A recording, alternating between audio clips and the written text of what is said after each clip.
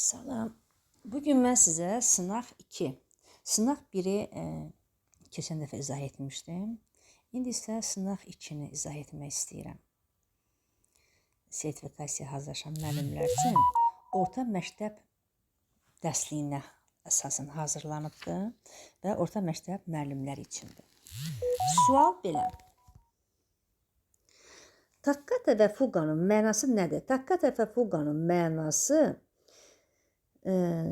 takkata əl dəymək, fuqa yüyürmək. Düzgün variant D. Növbəti sualımız, Şəhrizad simfonik suitasına aid olmayanı seçin. Biz baxaq. Biz bilirik ki, Şəhrizad simfonik suitası, ümumiyyətlə suita 4 hissəyə bölünür. Şəhrizad simfonik suitası 4 hissədən ibarətdir. Dəniz və Sindbadın gəmisi, Şahzadə Qələndərin hekayəsi, Şahzadə və Şahzadə qız, Bağdadda bayram. Bir sözlə, burada düzgün variant hamısıdır. Sadəcə olaraq D-dən başqa Şahzadənin yarımçıq nağılı. Yəni, bu suitaya aid deyil. Zərbi muğamların hansı variantda düzgün verilib? Baxaq, rast, şur, secah, mani. Burada klassik muğamla zərbi muğam mani qarışıqdır. Düzgün cavab C.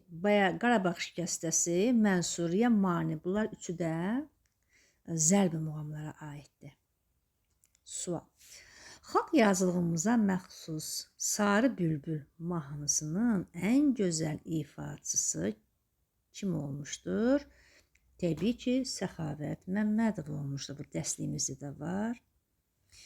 Alterasiya işarələri olan sıranı göstərin. Alterasiya işarələri nədir? Səsi yarım ton artıran diyez, əksildən bemol, bir ton artıran dubul diyez, bir ton əksildən dubul bemol və bunlar hamısını məhv edən, ləğv edən isə bekardır. O zaman bizim düzgün variantımız diyez, bemol, bekar, dubul diyez, dubul bemol.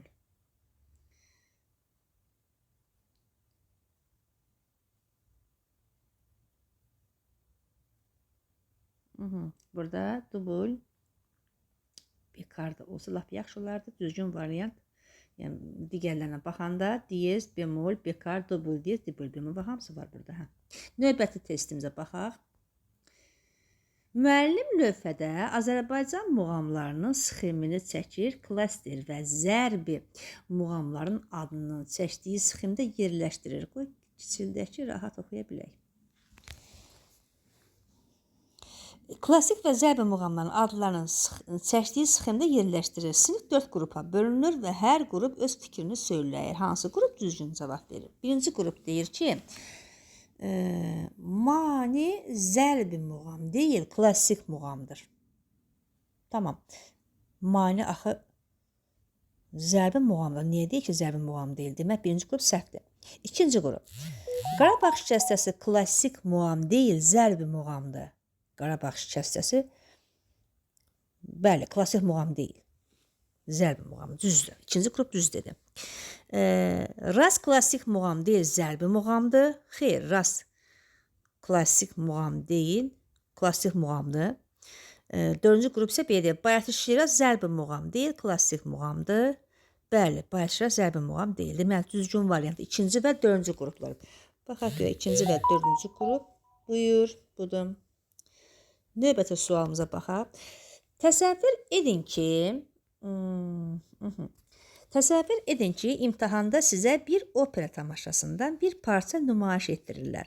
Tamaşanın gedişatında aşağıdakı hadisələr baş verir. Birinci səhnə. 5 nəfər əsas qəhrəman eyni vaxtda səhnəyə toplaşır. Onlar eyni anda oxusalar da, hər birinin öz fərdi melodiyası və xarakterik intonasiyası qorunub saxlanılır. 2. İkinci səhnə, səhnəyə böyük bir insan qrupu çıxır. Hamı eyni mətni, eyni anda melodiyanı ifa edir. Bu musiqi xalqın ümumi rəyini və gücünü simvolizə edir. Sual. Nümayiş olunan parçalar hansı variantda düzgün verilib? Birinci səhnəyə də 5 nəfərdən artıq bizə açar sözü var da. 5 nəfər nə deməkdir? Kvinta. Yəni kvintetdir. İkinci səhnə xor, düzgün variantdır. Uyğunluğu müəyyənləşdirin. Nizami simfoniyası, Nizami baleti, Nizami kantatası, Nizami oratoriyası. Buyuraq. Nizami simfoniyası Fikət Əmirovun da bəzən ona simli simfoniya da deyilir. Simli simfoniya da deyilir bəzən ona. Bu Fikət Əmirovun, yəni birdən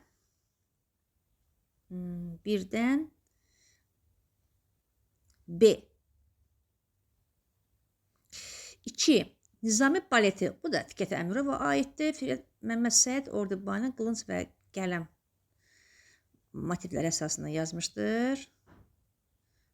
Bu da B-dir. Düzdür. Nizami kantatası Üzeyir Hacıbəylinindir. Nizami oratoriyası Ramiz Mustafayevin. Düzgün cavabdır.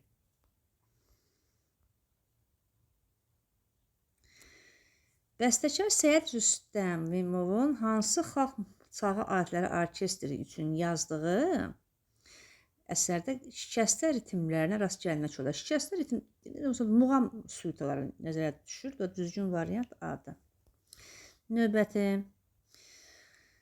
Azərbaycan tarın təkmilləşdirərək ona indikin forması, yəni 11 semi verən sənətkar kimdir? Mir Sadıq Əsədoğlu. Yəni ona xırda Sadıqcan deyirlər, kiçildilmiş mənasında. Yəni burada Mir Sadıq Əsədoğlu yazıbdır. Gəlin buna oxuyaq qısa.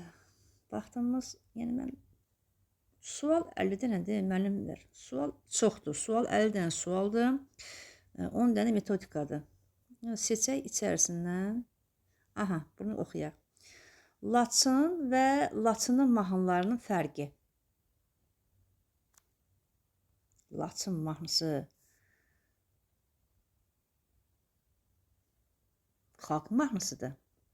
Laçını isə aşıq mahnısıdır. Düzgün variant C.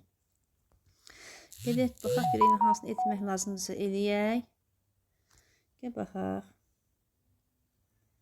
Bu mahnı qədim Azərbaycan mahnısıdır. Qarabağda el musiqiçiləri tərəfindən yaranmışdır. Bu mahnının bəstəkar Oqtay Rəcəbov soprano və kamera orkestri üçün konsertində köməkçi mövzudur. Göyçək Fatma cizgi filmində, operasında isə qızların xoru kimi istifadə etmişdir. Söhbət hansı xalq mahnısından gedir. Bizim dərsliyimizdə bunlar var və bu Sarı gəlindir.